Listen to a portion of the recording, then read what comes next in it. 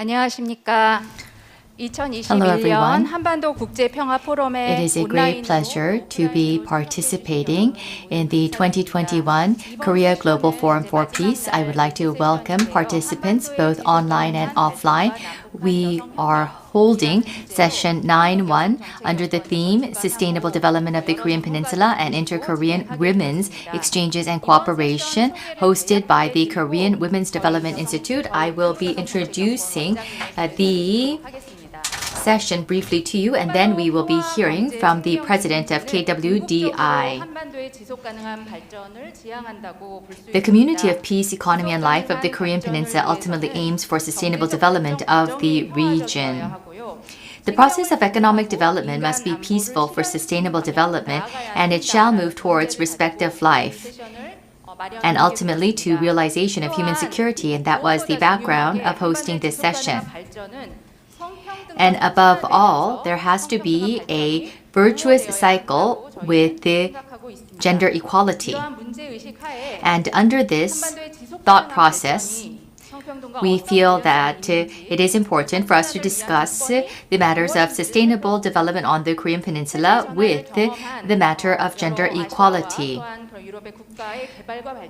The development and system development in Asia and Europe, we will look at how this has influenced gender equality, and so that is the background of our session. I have now introduced our session, and now we will hear from Ms. Moon, who is the director of the Korean Women's Development Institute.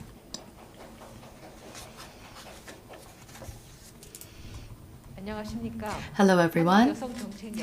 I am president of KWDI, Yoo Kyung-moon. It is a great pleasure to be joining in the Korean Global Forum for Peace. Despite your busy schedules, thank you very much for participating in the KWDI session on sustainable development of the Korean Peninsula and inter-Korean women's exchanges and cooperation. And I would like to thank the Ministry of Unification for preparing such a wonderful session and forum. We are trying to seek ways to realize gender equality and ways that women can contribute in establishing peace on the Korean Peninsula. The activists in the women's sector have tried to enhance gender equality. However, the women's sector has not participated much in the inter-Korean exchanges and cooperation. And for us to enhance gender equality, we need to build up capacity, and we need to exert more influence and earn more experience in inter-Korean relations and exchanges and cooperation. Today, we will be hearing from Vietnam about how their women's international cooperation helped in realizing peace, economy, and enhancing life values. KWDI has carried out many studies on women's issues, and we hope that in the future we will help in contributing to expanding the women's dialogue in inter-Korean exchanges and cooperation. And we would hope that this discussion will lead to ways for us to expand actual participation of women. And I would like to thank Ms. Turantini, and also I would like to thank Professor Jorg Batten of the University of Tübingen, and also Youngju Cho for presenting. And in order for us to have a lively discussion, we have as discussants Uso from the Korean Peninsula Research Center of Shanghai University, and Dusika Lishtivojevitsky from the University of Helsinki, and Kim Jong-soo, Women Making Peace, and Sang-soo Lee, Institute of Security and Development Policy. And I would like to wish you all the best. Thank you. 네, 원장님 Thank you very much, President Moon, for the opening remarks. Now I would like to introduce our presenters and discussants. First, we have with us here, offline, I will be introducing the presenters and discussants offline, and then I will be introducing those who are participating online and from overseas. First, we have Youngju Jo, who is a research fellow at KWDI. She is an expert in North Korean matters and women's issues. Next, we have Woo-so, and she is currently at IFES as a researcher, and she is the Korean Peninsula Research Center of Shanghai University Assistant Research Professor. And we have with us Jung-soo Kim, standing representative of Women Making Peace, and she has carried out many activities in enhancing the women issues in inter-Korean relations. And next, I would like to introduce our overseas experts who are joining us online. T. Min-T. She is the director of the Institute for Family and Gender Studies. And from Germany, University of Tübingen, Professor Georg Barton. And Dushicha Lishitibojevici, a senior researcher at University of Helsinki. And lastly, Sang-soo Lee from Sweden ISDP. He is the head of ISDP Korea Center.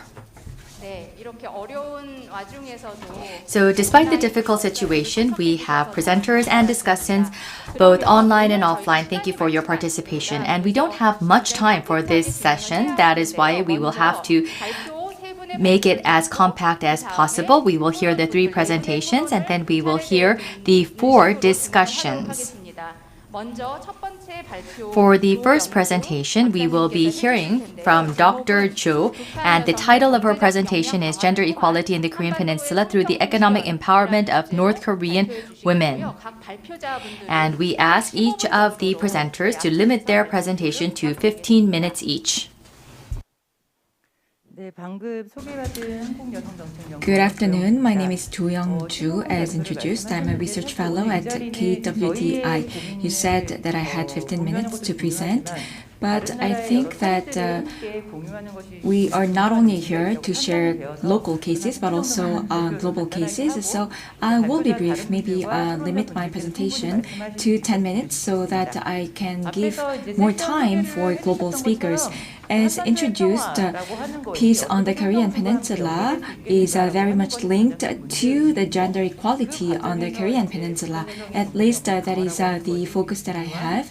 And to achieve that, we need to realize and empower women's economic activities. So at the end of the day, this is about Korean women's economic empowerment, not just the South, but both South and North Korea. So this is the table of contents. We'll try to be as brief as possible. First of all, the reason why I focused on women's economic empowerment is because of this. Since 2018, we've been talking about sustainable development on the Korean Peninsula as well as sustainable economy. And it is important that we realize the link between the two. And this is the aspiration that we have and the goal that we have. So economic cooperation should not be a quantitative growth only. It has to improve the quality of lives of both Korean as well as North Koreans. Then we have to look into how these two topics have been dealt with in the past research.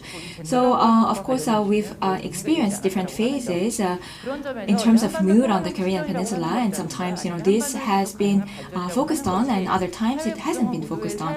Anyways, we have to improve the lives of the people in both Koreas, and gender equality should rise as one of the main topics of discussions in order to realize that. So realizing gender equality should be at the core of achieving economic cooperation. Now, if we look at development, women has been one of the core topics to drive that. So far, women have been alienated. They have been marginalized and they have been subject to violence. Then with that in mind, how can we ensure that we include women? How can we make sure that women become one of the main agents of our economic growth? And in order to achieve that, we have to make sure that we address the inequality in society. We have to remove the inequality that is pervasive in the society, and that should be our goal. Then how are we going to define economic empowerment? This is a definition, but I will skip this part. And these are some of the definitions that we have. And as you can see on the slide, many international organizations and researchers focus on women's economic empowerment and have presented various definitions. At the end of the day, they have to be able to have the bargaining power for equitable stance, and this should be possible by a social structure that allows such end result.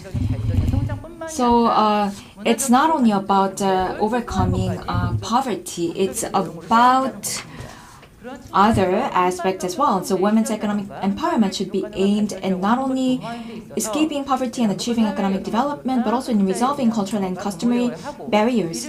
And investment in the economic empowerment of minorities, including women, should be made if we are to realize a peace economy on the Korean Peninsula. Now, if we look at the relation between women's economic empowerment and gender equality, how are these two concepts related? And as I mentioned, it's about providing more economic power to women, and we have to make sure to address the social inequality. That means that it should be aligned to our social goals. So women's economic empowerment is ultimately the process of realizing gender equality, and gender equality can accelerate women's economic empowerment. And given this, projects or policies related to women's economic empowerment need to be connected with a gender-sensitive approach to social structural change and the stages of policy planning and so forth. Next, moving on to women's participation and representation in society. Of course, women's economic empowerment can contribute to enhancing women's participation in the economy and thereby enhancing women's representation. So in the economy, increasing women's representation can help us achieve economic growth. At the same time, policy intervention is important because women's representation affects political, economic, social, and cultural conditions faced by women. In this regard, women's economic empowerment needs to be considered in the context of developing gender equality policies. So, by pursuing various strategies to realize gender equality, such as women's participation, representation, and so forth, all the different policies in gender equality and women's representation should be connected. So these are some of the projects that were carried out so far, and I here laid out some of the rationale behind women's economic empowerment. Now let us turn our eyes to North Korea, what they're doing to enhance the resident competence. From the mid-1990s, the international community has pursued human resource training projects with North Korea, and those projects were led by knowledge sharing. So they were led by universities and research centers. But since economy was one of the major topic of interest, the major areas of joint projects included economic exchanges and so forth, including training, symposiums, and so on. And there's been some knowledge sharing initiatives in agriculture as well as healthcare. And one interesting point is that these led to building infrastructure in North Korea, and that again led to knowledge sharing. So it created a circular economy in North Korea. So having these types of initiatives in North Korea would be key to helping North Korea in terms of infrastructure. Now, in the past, there weren't that many women's economic empowerment initiatives in North Korea, but recently there's been Joseon exchange activities, and this is well known globally. And we would like to focus on the Women in Business program, which was part of the programs dedicated to North Korean women. Now, this was demanded by North Korea, which is something that we should take note of. When we first wanted to carry out programs dedicated to North Korean women, of course, North Koreans were reluctant to accept such programs. However, as time went by, they were able to find out that these types of programs led to economic growth in North Korea, and then they started to support women programs. Of course, these are basic programs, but it helped increase the level of awareness among the North Korean residents, and that can be acknowledged as an achievement. At the same time, it delivered many great outcomes. So first, it, as I said, improved the awareness of North Korean officials, and the idea of a women-specific program was unprecedented, but it helps North Koreans become more accepting of similar programs, and women participants delivered tangible results, and so forth. So now we need to focus on relieving gap in the society. Now we need to address the gender gap across the North Korean society in economy, politics, society, and culture. Because there is gender inequality in the economy and in terms of economic activities. Thereby, we need to address that inequality in North Korea. At the same time, such gender gaps should be resolved in South Korea as well. But the programs that we conducted in North Korea could not be applied 100% to South Korea because the situation is different. So the two Koreas could collaborate to come up with a joint program to enhance women's economic participation and to remove gender inequality.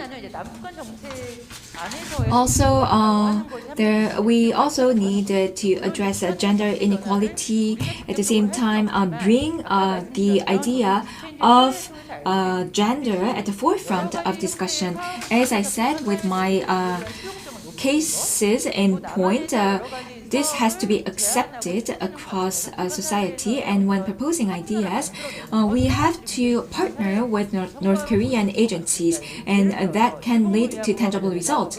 For instance, we can learn from the past example when a group was formed to promote international solidarity activities related to the comfort women of the Japanese military. So that was new to everyone when we first started such project, but once we can identify the right partners, we can make tangible results.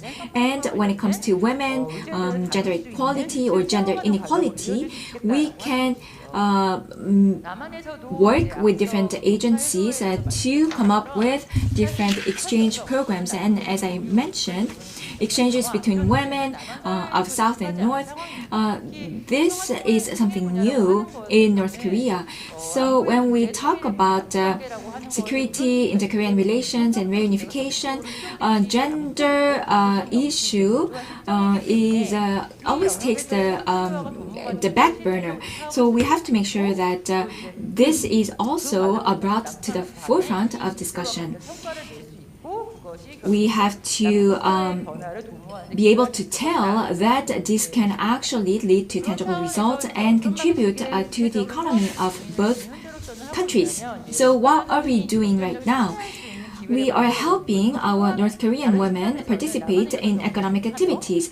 This means that North Korean women are participating in certain fields of economy, and it's about expanding the scope of where they can work in. It's about education and knowledge sharing with North Korean women in terms of training and academic exchange and establishment of infrastructure related to North Korean women, and the creation of the right conditions to bring change in society and culture with respect to North Korean women. So we have to come up with concrete plans to make this a reality, to bring this into life. So that should be our task going forward. With that, I would like to conclude my presentation. Thank you very much. Yes, thank you very much, Dr. Cho, for the presentation. I understand that you conducted research on this topic about women's economic empowerment. You defined women's economic empowerment, and you also research the types of projects that were carried out in North Korea to empower women's economic activities. And you also talked about making gender a major topic for discussion, and then contributing to the Korean stability with gender issues. Now moving on to Vietnam, we would like to hear the second presenter, which is titled Women's Economic Empowerment, Achievement and Challenges, Case of Vietnam. I think there's a little bit of confusion now because yeah. Good. 순서가 지금 So, using national statistics in literature in Vietnam since đổi mới, my presentation satellites on the legal frameworks and practical activity for women's economic empowerment and identify the results and challenges and lessons learned for the future performance.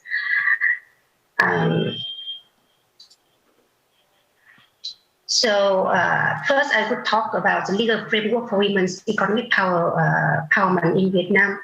In 1975, Vietnam reunifies and the country enters a peaceful period.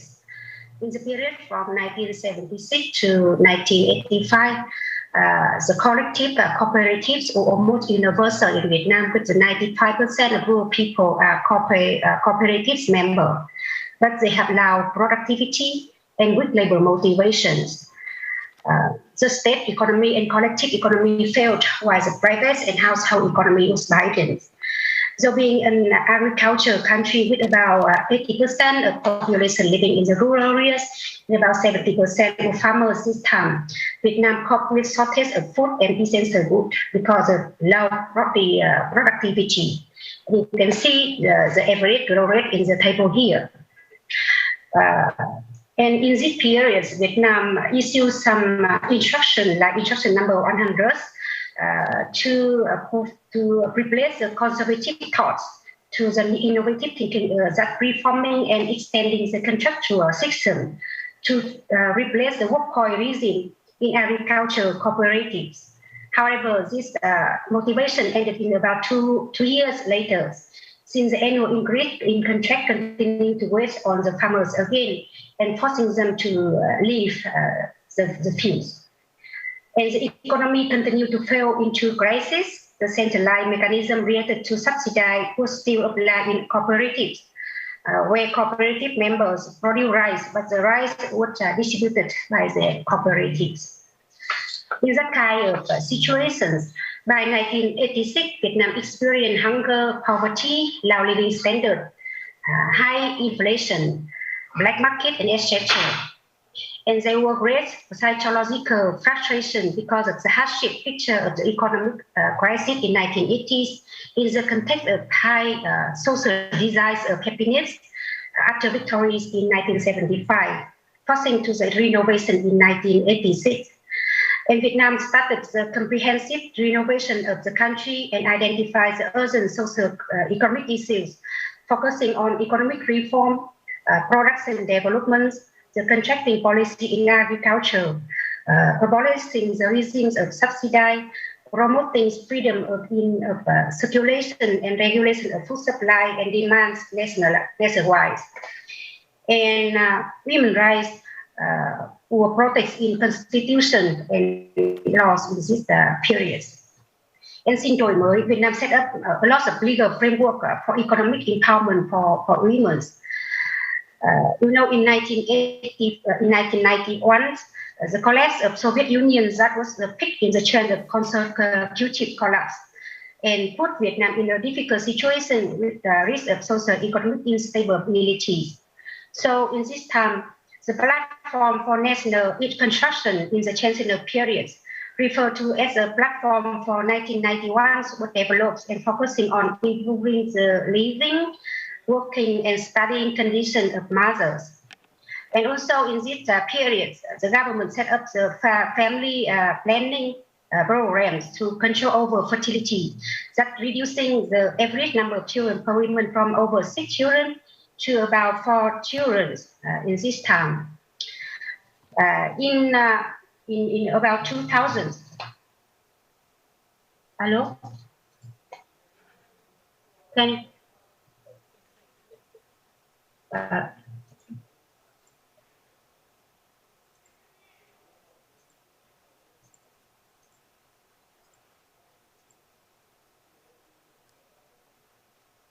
excuse me, can you hear us?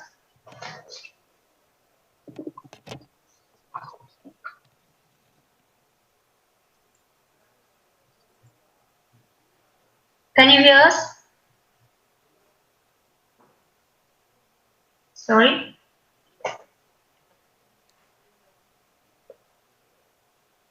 Can you hear? 네, 잘 들립니다. Yes, we hear you. We hear you. Okay, that's good. Okay. So I will continue my presentation here. Xin đổi mới Vietnam, the government set up a lot of policy to improve women's economic empowerment. In the period from 2006 to 2010, Vietnam committed to the implementation of the MDG, and one of the most important policy in this period is the resolution number 11 of the Politburo on the women's work in the period of accelerating industrialization and modernization of the countries, which sets the criteria for women's work and life. And in the period of 2011 to 2015, Vietnam also set up the National Strategy for Gender Equality for the period 2011-2020 to 7 objectives to identify women's participation and gender equality in the political fields, to improve gender equality in economic, labor, employment, education, training, healthcare service, and also in family life. And in 2015, Vietnam committed to SDGs, and lots of attention were given to encourage women to start their business. And this year, the government set up the National Strategy for Gender Equality for the 2021 to 2030s.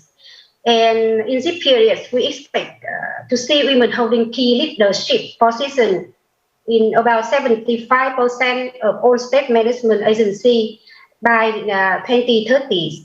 And the number of paid women employees will be around 60% by 2030s.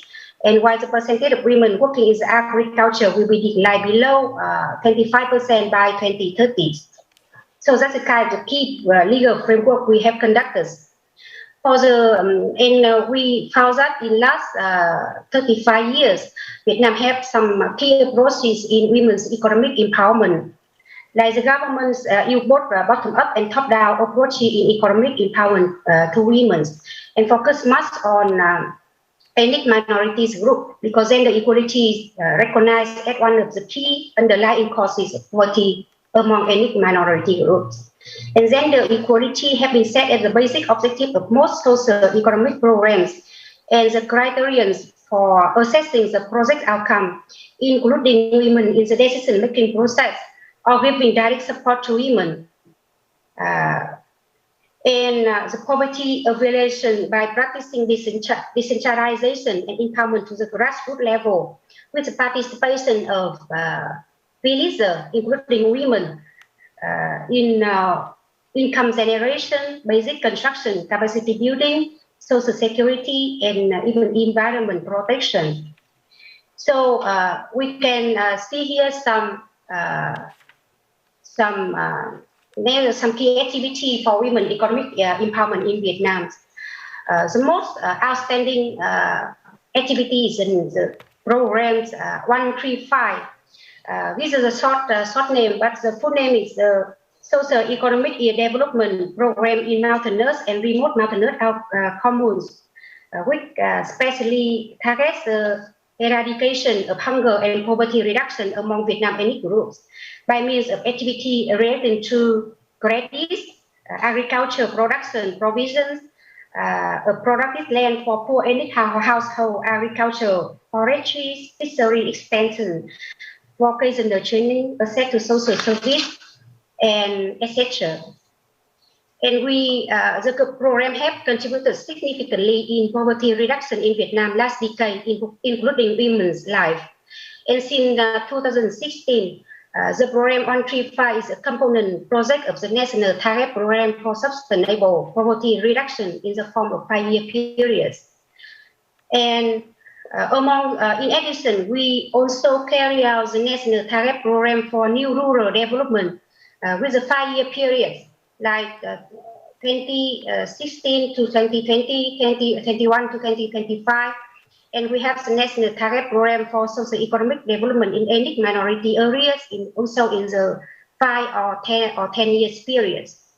And the key activity of the program, plus with international and national organization in the area of gender equality, we can name some, like promoted capacity building. We are training course on production techniques, household economic management, production models, aiming at improve production skill, technology application, via advocacy in the mass media for gender equality. Also, Vietnam expanded access to credits and agriculture credits, which are critical for women-led household business and micro and small enterprise working in the informal sector. Vietnam supported women to run business so women can have stronger linkage in the domestic and global supply chains and limit impact of capacity building weakness. Vietnam enhanced women's labor mobility through the reskilling and job matching service, as well as remove barriers and increase opportunity for employment quality for women in the labor market to ensure more women to be secure and having saving in economic areas. The measure we use to remove gender barriers to participation in the economy are reforming retirement age, reconsidering list of occupation for women, and reforms to support it, like via child care system, house chores, and reducing gender bias in society and family, and promoting higher representation of women in the political leadership and decision-making position at all levels. And we can name some outstanding programs for women's economic empowerment, like highlighting and promoting women's innovative products, women's empowerment in business and production, the movement's final 3 cleans of the Women's Union, decent work for women's, Vietnam Women's Innovation Day, credits groups to promote women access to credits and microfinance, and new technology transfer for women, especially in agriculture areas. So by that kind of activities, since đổi mới, Vietnam witnessed a lot of improvement in economics, including women's economic empowerment, which can be seen in some gender indicators I can show you here. First, Vietnam is one of the best performing nations in poverty reduction. The country have attained the MDG target on poverty reduction ahead its schedule. You can see the reducing poverty rates by household by years. And income per capita increased gradually since 1990, as you can see in table 3. Poverty rate decreased recently, and especially poverty rate of female household have been even smaller than of male. For instance, in 2002, poverty rate of male household was 31.2% and decreased to 15.5% in 2008, while the corresponding rate of female household heads was about 20% and then decreased to 10.8% in 2008. It's smaller. And about gender equality promotion, for more than 10-year periods, from 2007 to 2021, Vietnam was listed in the medium groups among the nations in global gender reports. In 2021, the country was ranked 87, higher than some nations in our regions. And of all 4 categories in Vietnam, you can see here the ranking in economics is always the highest, which demonstrates that Vietnam women plays important roles in the labor force and in economic development. And women also got a certain equality to men in the healthcare and educational areas. In the period of from 2011 to 2018, the proportion of women consistent accounted for over 48% of the total number of workers in new jobs created annually, and reaching the set target of the country in last 10 years.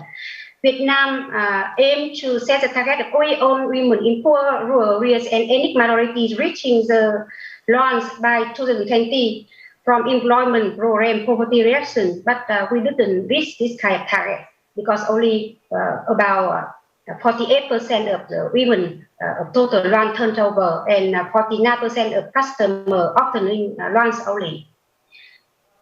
And Vietnam achieves universal primary education, and the country is moving towards universal lower secondary education. And since 2014, there was no significant difference between literacy rates and educational attainments across all educational levels between males and females. And women also grew their growing roles in education.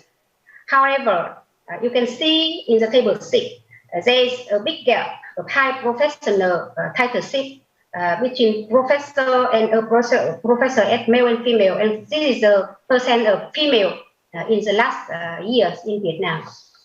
Very small compared to male professor and also associate professors. 네, 트란스 소장님, 저희 2분 정도 후에 마무리해 주시면 You have 감사하겠습니다. 2 more minutes. Please finish your presentation in 2 minutes. And representatives of women in the enterprise are important indicators for women economic empowerment since 2001. You can see here the total percentage of women to be head of the enterprise increasing, but still very small compared to male. About the labor force participation, Vietnam have a high percentage of women in the labor market, in the labor force. And about more than 70% of women join the labor market in almost years, although smaller than men, but very high compared to other countries in the world. However, the work status of women are lower than men. For instance, in the position of the establishment owner, rate of females higher than female, and also females always higher than male in terms of the informal work only. And we can see also the gender gap in payment. In almost statistics, you can see here women by the type of ownership, economic sector, level of qualification, and most of their occupation, women earn less than men.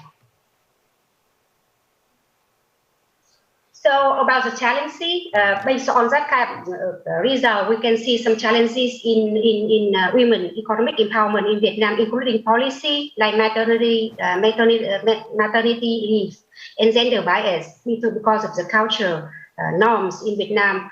patriarchy system. And also, we're concerned about the resilience and sustainability in the impact of COVID-19, because job and income of women have been reduced in heavily affected sectors such as garment and footwear, education, healthcare, tourism in Vietnam recently because of the impact of the COVID-19.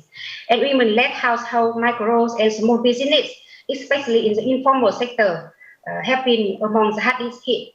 And this kind of challenge can be a big issue for Vietnam to concern to sustain and to sustain the results of women's economic empowerment in Vietnam in last 35 years. Thank you. 네, 트란 소장님 Yes, 감사합니다. thank you very much for the presentation. We wanted to hear more about the case of Vietnam, but I apologize for cutting you off because we don't have enough time. As you know, 70% is the labor participation of women in Vietnam. So Vietnam tops the Asian countries in terms of women's labor participation. In that sense, I think we have much to learn from Vietnam. So we hope to have more opportunities to learn from the case of Vietnam. Last, moving on to the last presenter, I would like to present Professor York Batten, who studies gender equality extensively. He is Director Chair of Economic History at the University of Tübingen. Now the floor is yours, Professor Batten. Thank you very much, and also thank you very much for inviting me. Let me first say that I'm very happy to see many colleagues whom we met in Stockholm 2 years ago here in this session. So that's I'm very happy about that. I'm less happy that I cannot be with you in Seoul today. I mean, that would have been a fantastic possibility to meet again and discuss issues. So I would like to share my screen. And let's see. We should start with the beginning.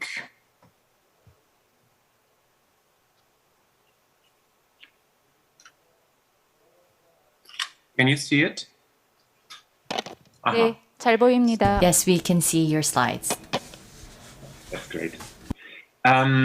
So this study is about the effects of gender inequality on human capital formation, which we define as the total sum of all educational and skill-related abilities of both males and females.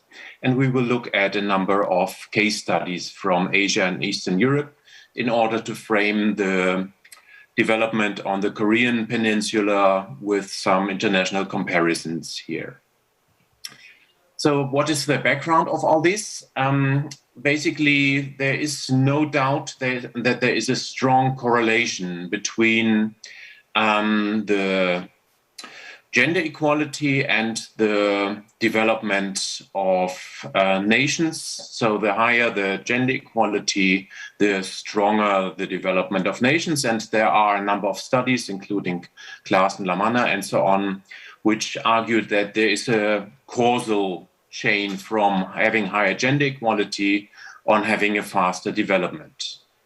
However, there are recently a number of other studies which basically said, well, we are not so sure about that. Maybe it's just the other way around. Maybe it's that if we have a strong development path, then also gender equality increases as a kind of side effect.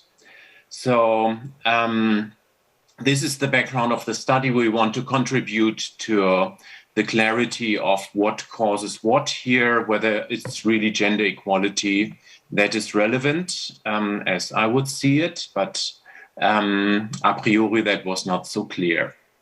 And one of the ideas, and that might be also interesting for the North Korea, South Korea dichotomy, is whether the kind of natural experiment of socialism can help us to understand this phenomenon and what basically which direction of causality is the more realistic one. Natural experiments are very famous in economics and other disciplines. I know that many of you come from other disciplines. And the idea is that basically we often have some developments which are not caused by variables within the model, such as income growth or so, but they are relatively exogenous. In this case, socialism has a relatively strong ideological base that gender equality is something that should be promoted independently of the state of development.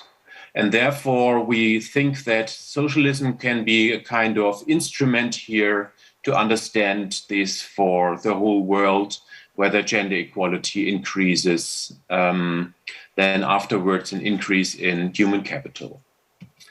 So what we need to answer consequently is, first of all, was there higher gender equality in socialist and communist countries at all? We just heard from Vietnam that there are strong efforts in promoting gender equality, but we need to compare this with other countries in order to see whether there are differences. I have no doubts about Vietnam in the last 10 years or 20 years, but let's look at a broad sample of global countries over the last 100 years. And if that was the case, was it perhaps the situation that gender equality was perhaps an official aim, but maybe there was instead a kind of double burden effect that women both participated in the labor market and still had to work at home? And then the second question would be, is it the case that human capital is increasing after socialist gender inequality was rising? So first of all, was there socialist gender equality at all? There are different views on China, for example, which is obviously one of the large countries that were socialist. Well, I know that Dushisa would not define that in the same way, but we discussed that already in Stockholm. Anyways, China is an interesting case because there is a relatively strong sun preference in East Asian countries. Actually, it was observed that this was maybe a bit less in North Korea. But you all know these cultural values, the patrilineal system, the Confucian culture, and all that might have contributed to this sun bias. But how was that during the most intensive phase of the 60s and 70s? Well, officially, there was certainly equal rights in the constitution and also important institutions such as maternity leave and daycare that were introduced during this period. But then on the other hand, some observers said, well, maybe this double burden effect could counterbalance this. And during the food crisis of the 1960s, there were a lot of witnesses which said basically there could be an effect that especially female children would receive less of the scarce food resources and die earlier. So we want to assess this as objectively as possible. And one of the ideas is to use height evidence. So the average human stature of human beings here is our indicator because medical experts, biologists, and so on argued that while there is also genetic influence, there is a strong impact of the quality of food and the amount of high quality food that an individual can consume. Also disease plays a role. And the more human beings consume of that, the taller they tend to be, taking into account genetic factors. And one interesting thing is that this also applies to the difference between males and females. It might be that in a country you have relatively short females, relatively tall males, and vice versa. So this is an evidence that we will develop in this study, but I can only briefly summarize this.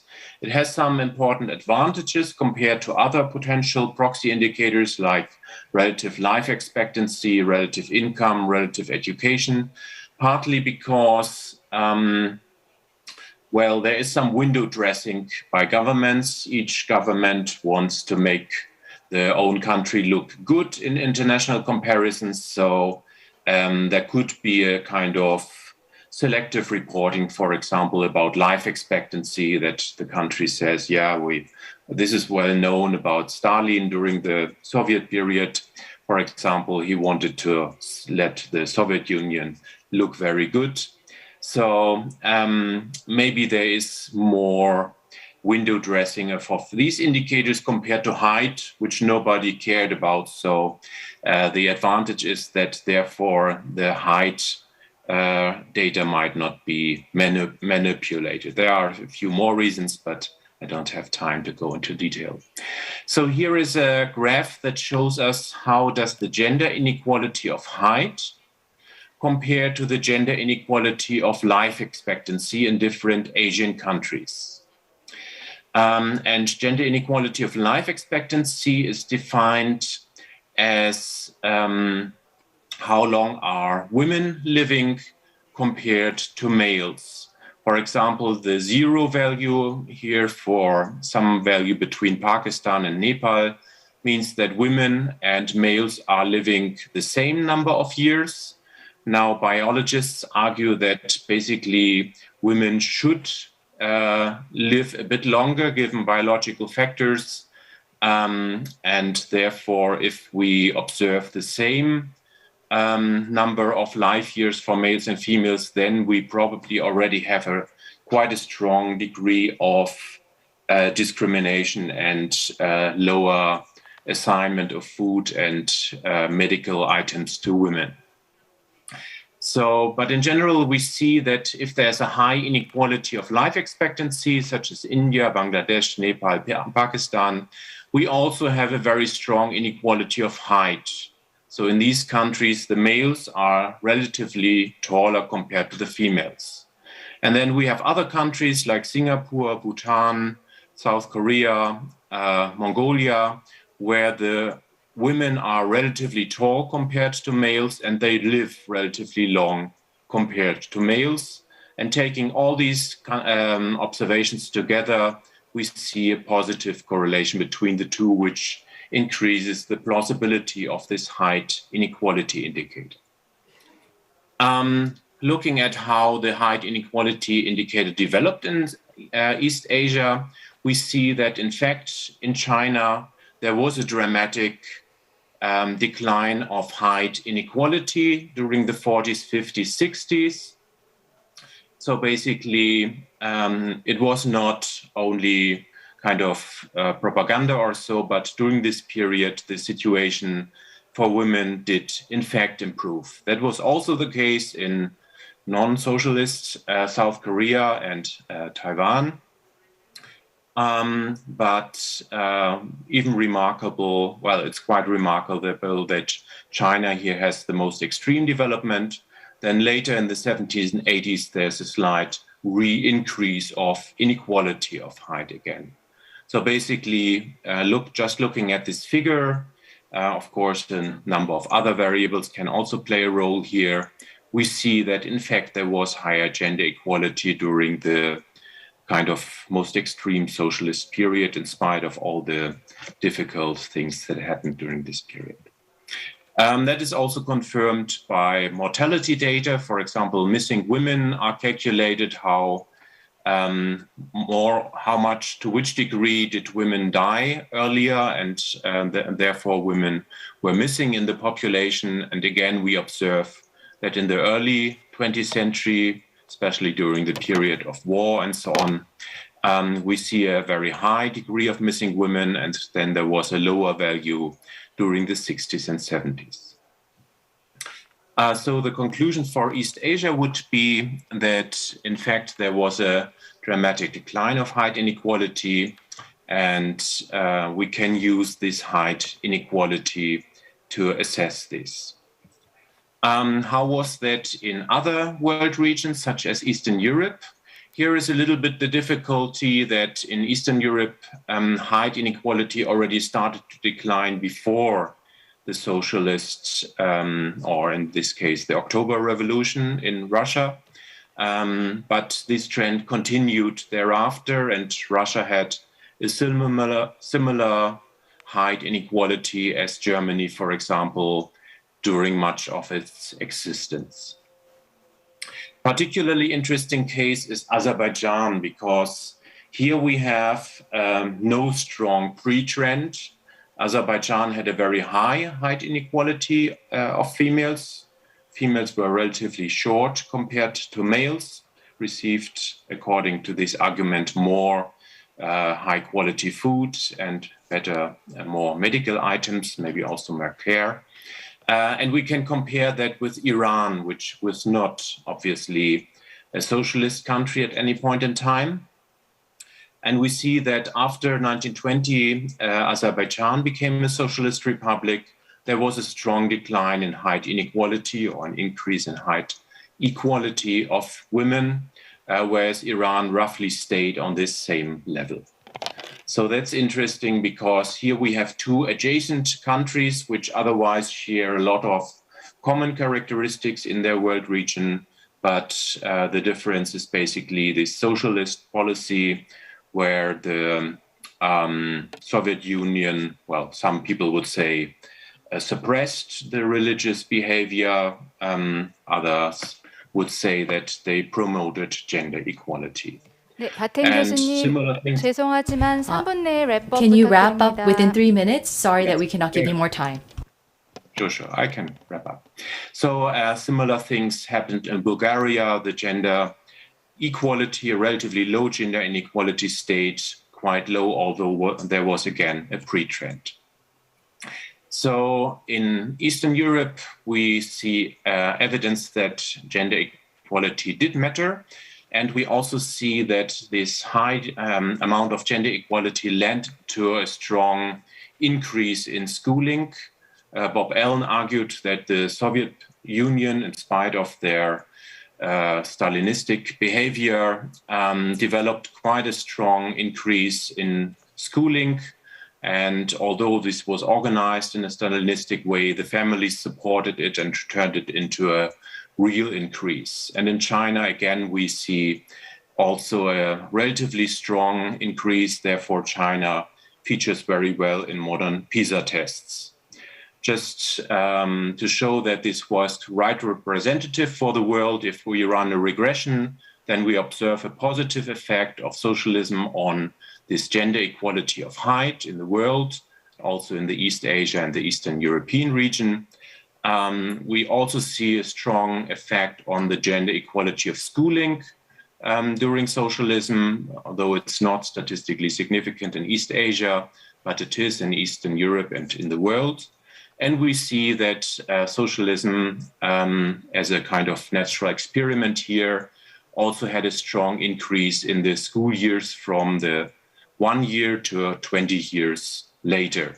So the conclusion would be, although Western economists like myself are not fans of communism or socialism, it is an interesting natural experiment, because for exogenous reasons, gender inequality was promoted. And we see that this natural experiment led to a higher human capital formation. Thank you very much for your attention, and I look forward to the discussion. 네, 바텐 교수님 감사합니다. Thank you very much, 역시나 Professor Batten. 후반부에 조금 Sorry, I had to pressure you to shorten your presentation. And the presentation today that was introduced used a methodology that was quite unfamiliar. Anthropo methodology, which utilizes height, the size of a person, in order to measure inequality and gender inequality. And I hope that we can apply this in North Korea too. We will now go on to the discussion. We do not have much time. Therefore, I will not introduce the discussants, and they will just go one by one. We will first hear from Uso, and then to Shicha, professor at Helsinki, and then we will be hearing from representative of WMP, Jung-soo Kim, and then Sang-soo Lee. So we ask the discussants to make their discussions within 5 minutes, and make sure that you do not go beyond 7 minutes. Thank you very much. 네, 안녕하세요. Hello everyone, I am Uso and I am currently at a research fellow at IFES, and first of all I would like to thank the Ministry of Unification and the Korean Women's Development Institute for making this event possible. I heard the 3 presentations and I learned a lot from the presentations today. And I would like to provide a discussion on Professor Cho's presentation.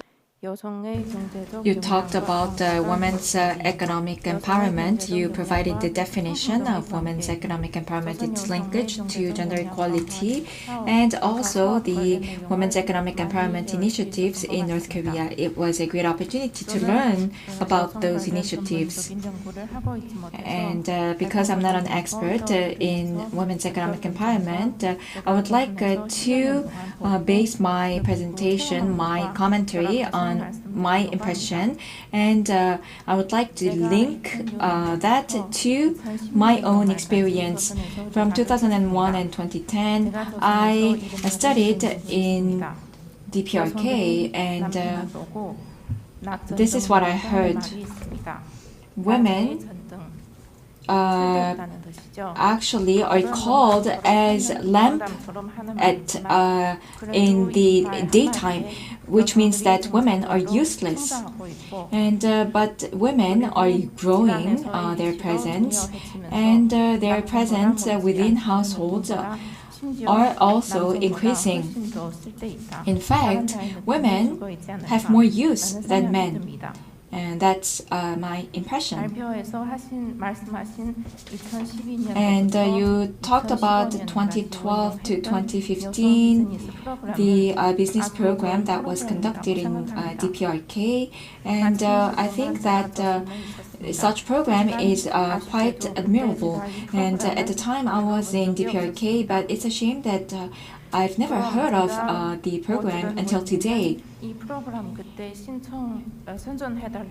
And maybe because I wasn't asked to submit my application to the program, or maybe I was not a target population for the project, or maybe I wasn't aware of the project. And so I looked up about the project, and it was a women-dedicated program. And there was this one article that talked about where to find the right target population for this program. So these women who participated in the program might have been people that were chosen by the regime, or maybe it was only promoted in Pyongyang. Well, actually, if had this program been implemented in Pyongyang, I think that more women would have participated in the program, because there's about 200 administrative districts in North Korea, and about 3 to 4 markets fall under each administration. And within that market, it has about hundreds of sellers, and larger markets have thousands of merchants. And if we look at the details, over 90% of the merchants are women. The remainder, 10%, are old-aged men. They usually sell fishing tools and industrial goods. Then why can't we see any young men in the markets? Is it because there is a policy that bans men from operating in those markets? No, because they do not want to lose face. So men have to do something with dignity, something that is acknowledged as valuable. So even if they are part of the market, they do not sell. They ask their wives to sell. on their behalf.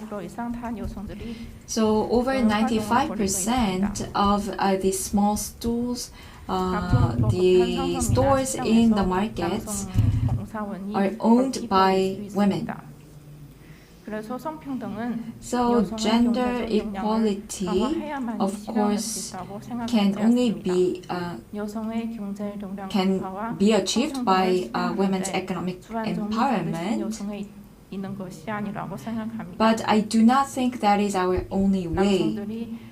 I think that we should not only focus on women's economic empowerment, we should also focus on men, because we need to change their perception that what women do is a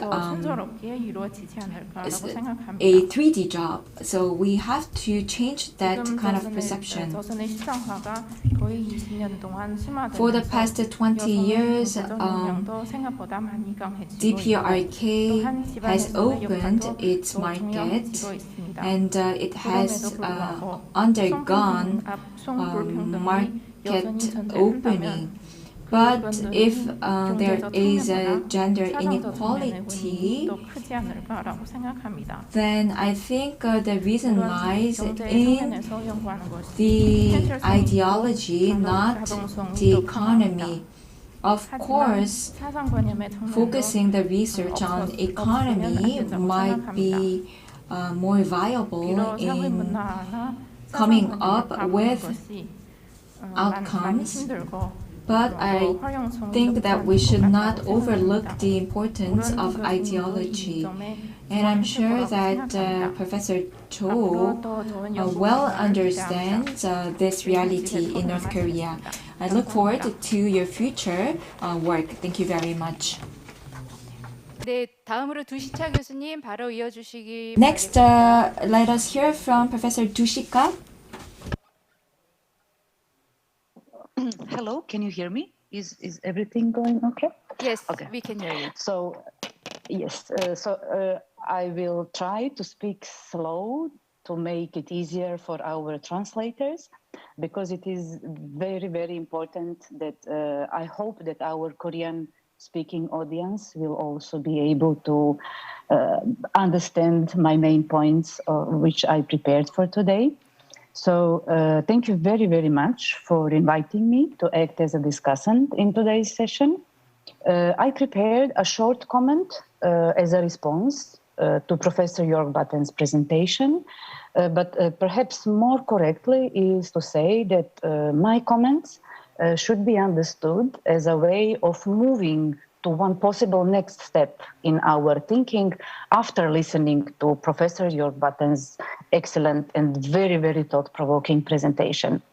That step, in my view or in my hope, would be an attempt to connect parts of Professor Button's talk on socialism and the legacies of socialism in the sphere of equality with the prospects of collaborations between women of Korea as one of the topics of this panel, and of the sustainable peace process as a concern of this forum in general. So before I start, I just want to briefly mention that there are two basic foundations of what I'm going to share with you today. The first foundation of my comment today lays in my long-term research interest and experience in historical and contemporary transnational and cross-cultural collaborations.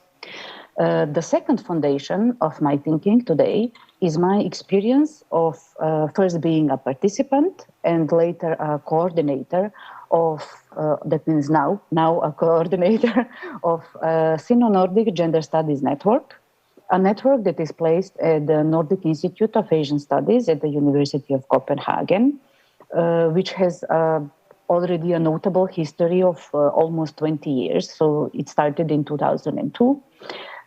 This network functions as a bottom-up initiative of all its members, and it brings together scholars and activists concerned with women's and feminist issues. And what is very important for our discussion today, the members and participants in the jointly organized events are located in and are talking about very different cultural, economic, and ideological spaces of Nordic countries or of the West on the one hand, and China on the other hand. The issue that I want to point out and share with you today is related with the ways in which we, with all our differences and commonalities, do and do not manage to come together. I see this coming together from or with our differences as crucial for the future dialogues and for the processes of collaborations among Korean women and to Koreas in general. So I will first start with the negative in order to finish with the positive. What both my scholarly research and the experiences of participation and organization of collaborative meetings have showed is that there are two sets of ideas and their manifestations which have been placing the greatest barriers between us, both in the past and in the present. The first is nationalism and uncritical identifications with what is often referred to as our country, our government, our culture, our religion, and our civilization. The second is the sense of superiority and its interrelated interventionalist mindset. We live in an age where the global narratives on socialism are overwhelmingly negative or over-romanticizing, but that is for another discussion. That is why I think that it is extremely important and admirable and insightful, actually, that our hosts, Korean Women's Development Institute, has invited Professor Button to share with us his research related to socialism and its legacies related to the ideas and ideals of equality. It is, in my view, extremely important that we think well and deep and carefully about his findings and conclusions about positive influences which socialism did bring to the inhabitants of the area of Eastern and Central Europe, such as just mentioned spheres of education or health and similar spheres that we heard about. I on purpose use the word inhabitants and not women because social interventions related to gender equality do influence all of us regardless of our gender. I sincerely hope that Professor Button's today talk will stir up more nuanced discussions in Korean academia and in socio-political sphere in general about the complexities of the relations between socialism and gender equality, but also about class and racial solidarities, which have been inherent in socialist internationalism. To put it differently, I hope that we will ask much more questions about socialist past and about socialist or post-socialist present. To mention just a few examples relevant for the present, we could and should have long and pretty difficult conversations about numerous backlashes, returns of the old problems, creation of the new problems with which the inhabitants of still socialist or once socialist areas are faced with, which will lead us to the new and much needed truly intersectional insights about both the possibilities and the pitfalls of socialism as political, ideological, and economic philosophy. We need those insights because, as we know, socialism has been informing the life views, experiences, and feelings of a great number of people. I think that it is critically important in Korean context to have this knowledge, to complicate the popular, largely simplifying narratives about socialism and its legacies, again, no matter if these narratives are demonizing or romanticizing generalizations, because as I see it, this knowledge may be of a great help in establishing and maintaining dialogues and collaborations among Korean women. I want to end my comment with a rather straightforward thought. When we meet with our differences, the other, our other, do not need to become us, and we do not need to become them. We need to meet each other and be open for allowing our encounter to transform each of us. That state of openness is the beginning of collaboration, and I hope that these understandings will lead the process of two Koreas dialogues and incite the encounters of their inhabitants. So thank you, or 감사합니다. 감사합니다. 김정수 Thank you 대표님. very much. We will go on to Jung-Soo Kim. Thank you very much. We heard the 3 presentations and I was able to study a lot. In order to save time, so I have this experience of meeting many North Korean women. So I was thinking, if North Korean women were here today, what comments would they have? And I asked this question to myself. And based on this, I wrote my discussion paper. And so that is the basis of this discussion paper. And the North and South Korean women met for the last time in 2019 February. It was at Kumgang Mountain before the Hanoi No-Deal Summit.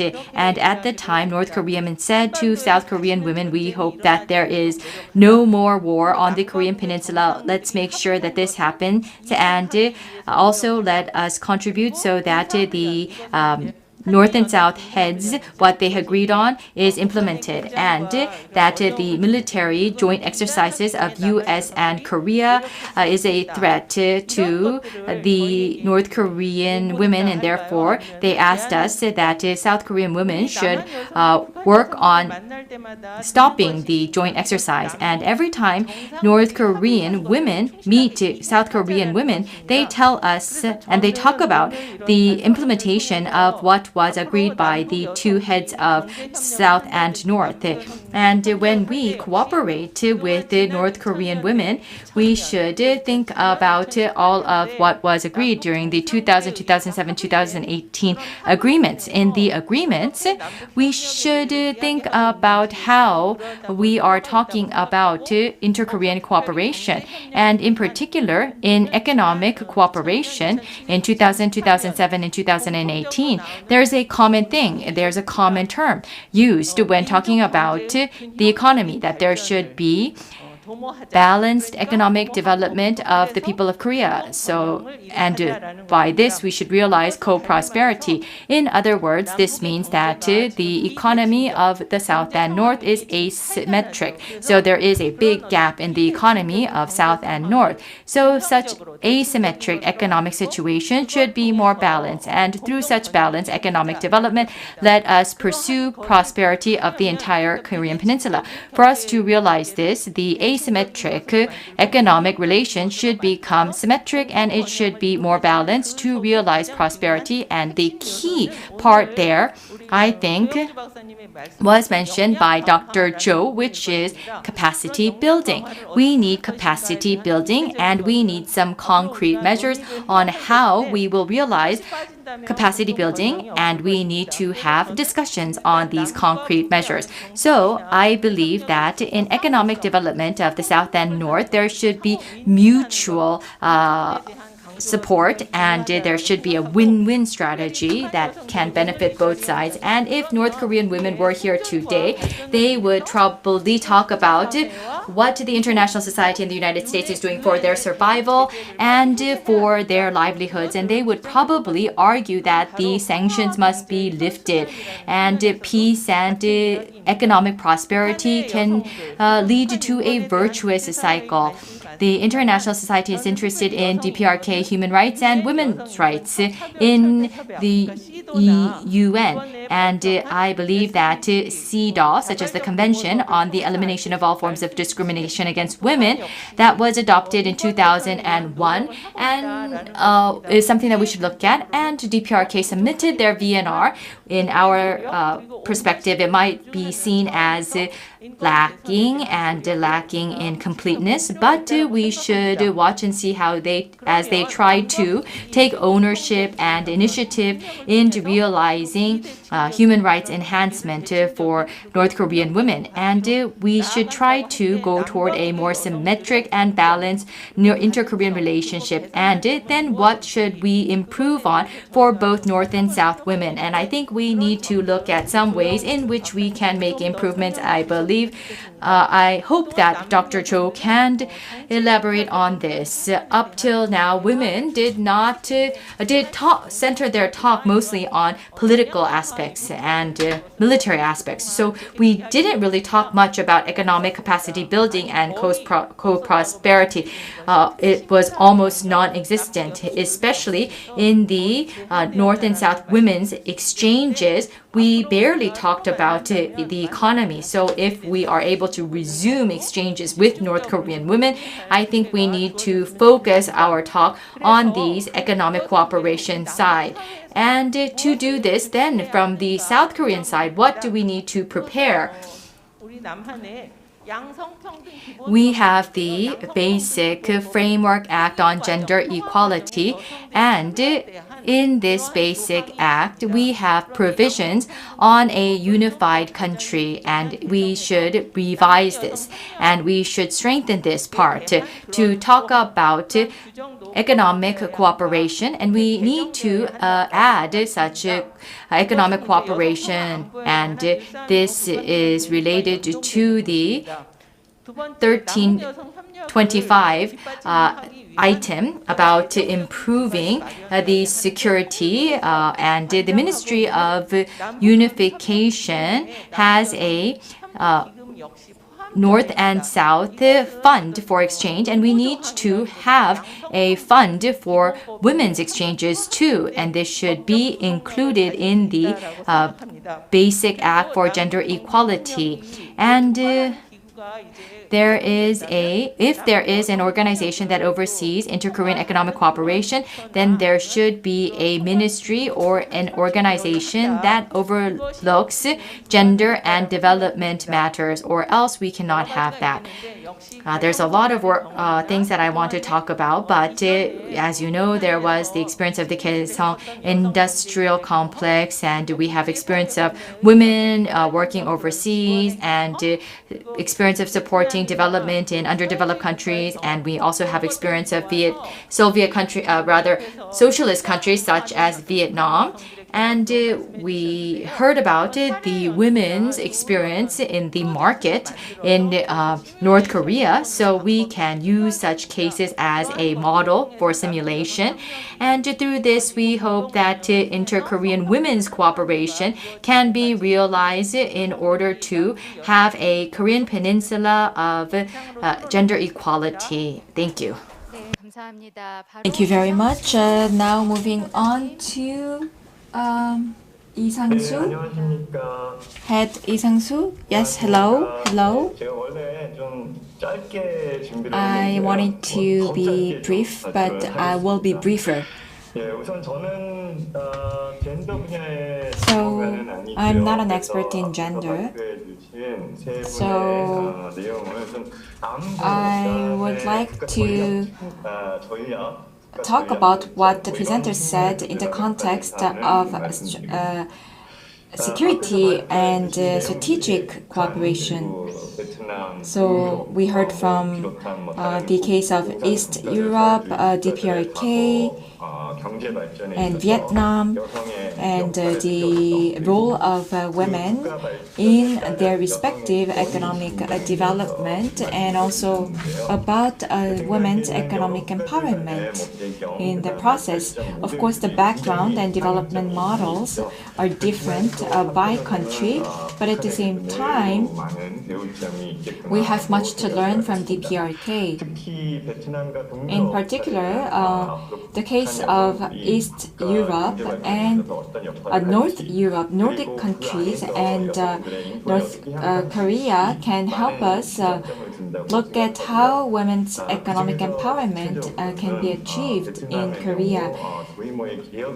And well, in the case of Vietnam, we heard about the policy of Doi Moi back in 1986, how that opened the way for women's economic empowerment. And for Europe, during the Cold War, the exchanges between people to people emerged as a critical part, and in that process, women's economic empowerment was guaranteed.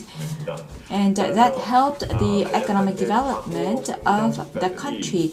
So the communist country of the past were isolated, but they were once isolated, but they decided to open their doors to other countries, and that led to more opportunities for economic participation, which elevated the status of women in society and engaged more women in the labor force and economic activities.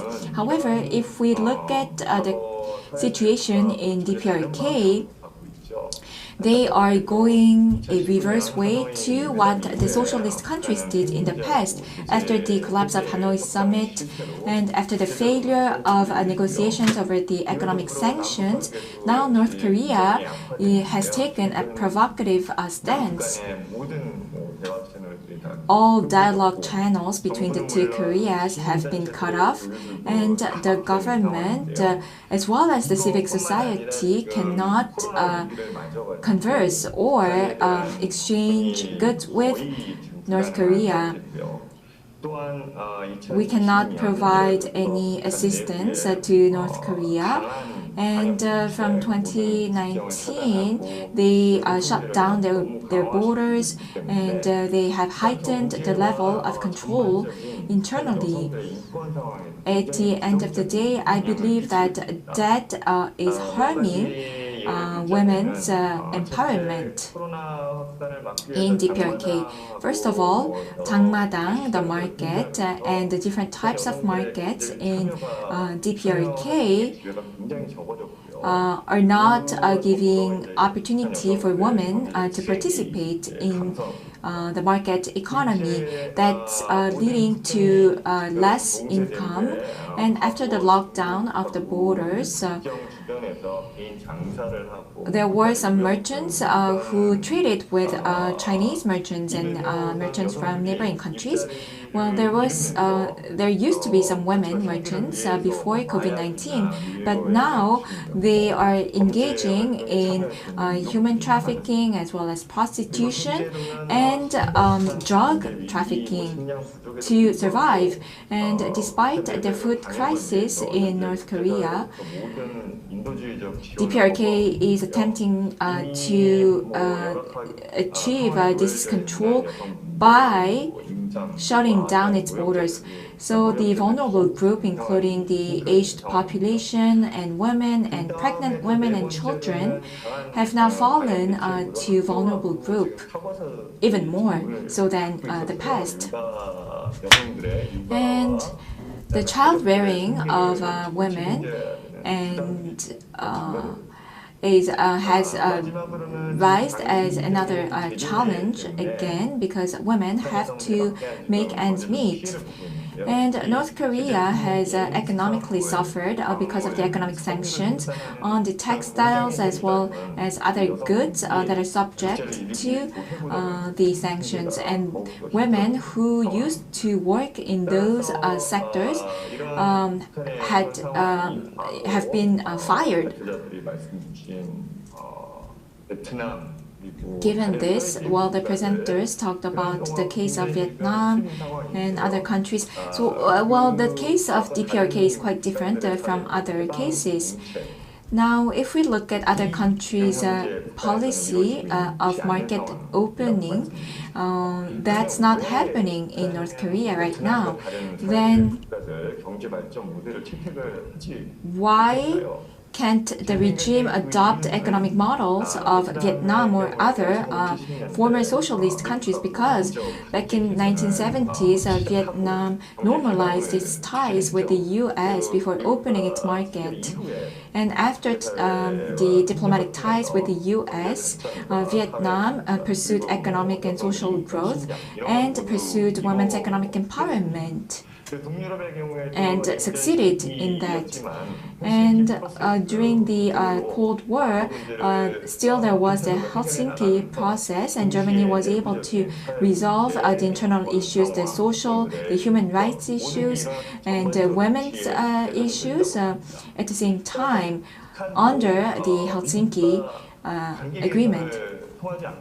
So without improving its relations with the US, North Korea is unlikely to open its market and borders to other countries. And in that sense, the problem of gender inequality and women's empowerment will not be resolved anytime soon. And I heard many cases of bottom-up projects led by civic groups, which created opportunities for socio-economic areas.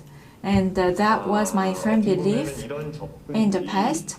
But now, looking at the reality, that kind of approach doesn't seem feasible for DPRK. Then how can we ensure that DPRK is not afraid of coming out and trading with other countries? But at the same time, security is a key issue in Korea. So we need to achieve denuclearization so that North Korea is concern-free and can cooperate with other countries.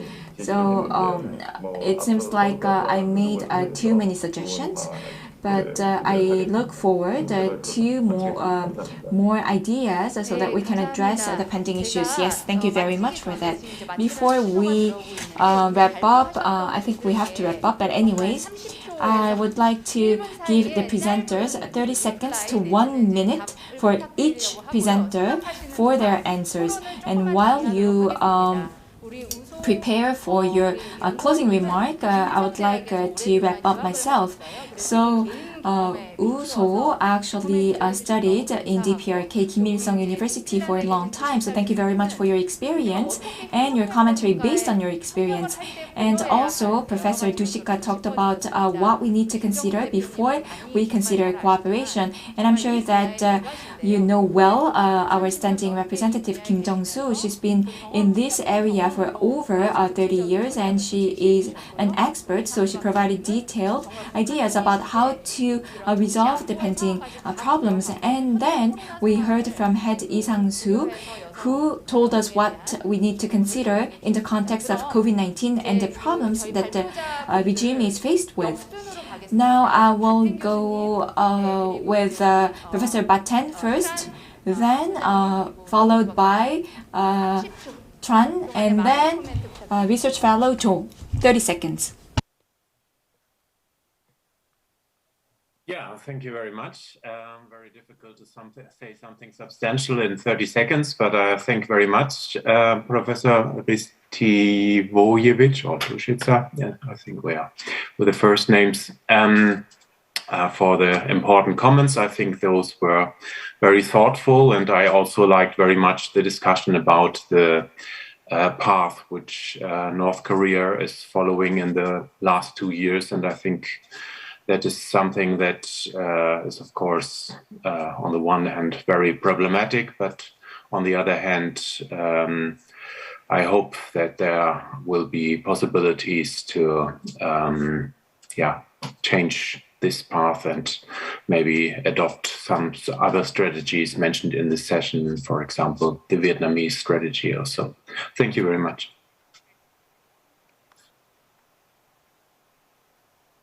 Thank you very much. Thank you very much for inviting me to speak in this forum. And I very interested in other two presentations and also comments and discussion from discussion. And I think that's I think that's role is economic for women is very important to ensure women's autonomy. And from Vietnamese experience, I found that technology transfer for women, especially in agriculture, is very important to improve productivity and decreasing working time for women. So I think that even in North Korea and Vietnam also trying to achieve that.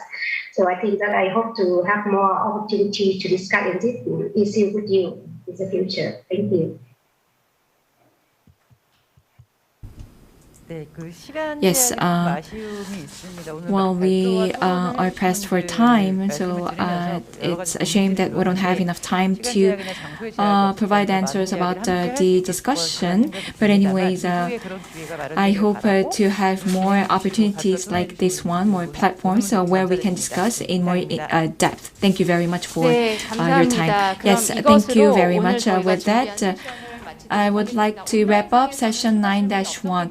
Since we didn't have any additional questions on YouTube, I gave a little bit more time for the discussant, but I really look forward to meeting you in person in Seoul so that we can have a more in-depth discussion on this topic. Thank you very much for your time. Thank you.